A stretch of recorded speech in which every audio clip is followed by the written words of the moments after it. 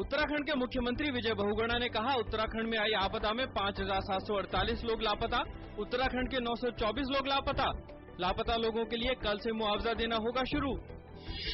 धर्मनिरपेक्षता को लेकर कांग्रेस और मोदी के बीच जुबानी जंग हुई तेज। मनीष तिवारी ने धर्मनिरपेक्षता पर मोदी के विचारों को बताया संकीर्ण। लोगों से अपील करते हुए धर्मनिरपेक्षता के जरिए सभी को साथ लेकर चलने को समर्थन देने का किया आह्वान।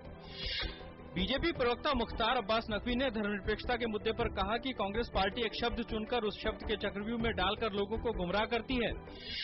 पश्चिम बंगाल में हो रहे पंचायत चुनाव के दूसरे चरण के पहले 2 घंटों में 25% मतदान। 3 जिलों पूर्वी मिदनापुर, हुगली और वर्धमान में डाले जा रहे हैं वोट। वर्धमान जिले में दलों के बीच झड़प में एक व्यक्ति की मौत। देश भर में पेट्रोल की कीमतों में ₹1.55 प्रति लीटर की बढ़ोतरी। रुपए के मूल्य में गिरावट के कारण तेल का आयात महंगा होने से पिछले 6 सप्ताह के दौरान पेट्रोल की दरों में यह होगी चौथी वृद्धि। डीजल के मूल्यों में कोई बदलाव नहीं। उच्चतम न्यायालय ने कहा कि किसी जमीन पर मिलने वाले खनिजों का मालिकाना हक उस जमीन के मालिक का है, न कि सरकार का। देश में 163 साल पुरानी तार सेवा हुई बंद। कल इसके आखिरी दिन अपने परिजनों और मित्रों को यादगार संदेश भेजने के लिए इसके कार्यालयों पर रही भारी भीड़। कुडनकुलम परमाणु बिजली संयंत्र ने अगस्त के अंत से पहले बिजली उत्पादन की दिशा में एक और कदम आगे बढ़ाया।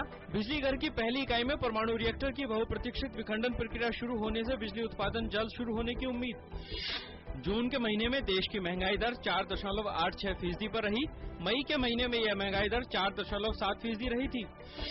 आज अंतर बैंक विदेशी मुद्रा विनिमय बाजार में रुपया डॉलर के मुकाबले 40 पैसे की गिरावट के साथ ₹59.56 प्रति डॉलर पर खुला। शेयर बाजार आज गिरावट के साथ खुले। सेंसेक्स 54 अंक की गिरावट के साथ 19,904 पर खुला। निफ्टी भी 23 अंक की कमी के साथ 5,986 पर खुला। चीन की आर्थिक वृद्धि दर में अप्रैल से जून माह की तिमाही में गिरावट दर्ज की गई। यह लगातार दूसरी तिमाही है जब देश में आर्थिक वृद्धि में गिरावट दर्ज की गई। यह पिछले जनवरी से मार्च के महीने में आर्थिक वृद्धि दर 7.7% दर्ज की गई थी, जबकि इस वर्ष तिमाही के दौरान ये गिरकर 7.5% रह गई। बगदाद में रोजा इफ्तार से कुछ देर पहले हुए विस्फोटों में कम से कम 28 लोगों की मौत और दर्जनों लोग घायल। रमजान के पाक महीने की शुरुआत के बाद से देश में हिंसा में आई है तेजी। नेपाल ने आज साल 2013-14 के लिए 517 बिलियन नेपाली रुपए के बजट की घोषणा की, जिसमें से 16 बिलियन नेपाली रुपए नवंबर में होने वाले बहुप्रतीक्षित विधानसभा चुनाव के लिए रखे गए। बिजली के संकट से जूझ रहे देश में विभिन्न हाइड्रो पावर प्रोजेक्ट लगाने के लिए बजट में किया गया है विशेष प्रावधान। मिस्र में मुस्लिम ब्रदरहुड के 14 शीर्ष नेताओं की संपत्ति को सील करने का दिया गया आदेश। इसमें मुस्लिम ब्रदरहुड के प्रमुख नेता मोहम्मद बादी भी शामिल। इन नेताओं पर आरोप है कि पार्टी की 1 साल की हुकूमत के दौरान वे जासूसी में लिप्त रहे और उन्होंने हिंसा भड़काने के साथ साथ देश की अर्थव्यवस्था को भी नुकसान पहुंचाया।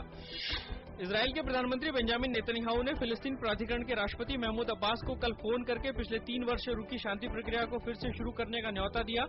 इजरायली प्रधानमंत्री ने रमजान के पवित्र महीने की शुभकामनाएं भी दी। दोनों पक्षों के बीच प्रत्यक्ष वार्ता 2010 में उस वक्त टूट गई थी जब इजराइल ने पश्चिमी किनारे पर अपना कब्जा कर लिया था, जिसे फिलिस्तीन भविष्य में अपने कब्जे में चाहता है।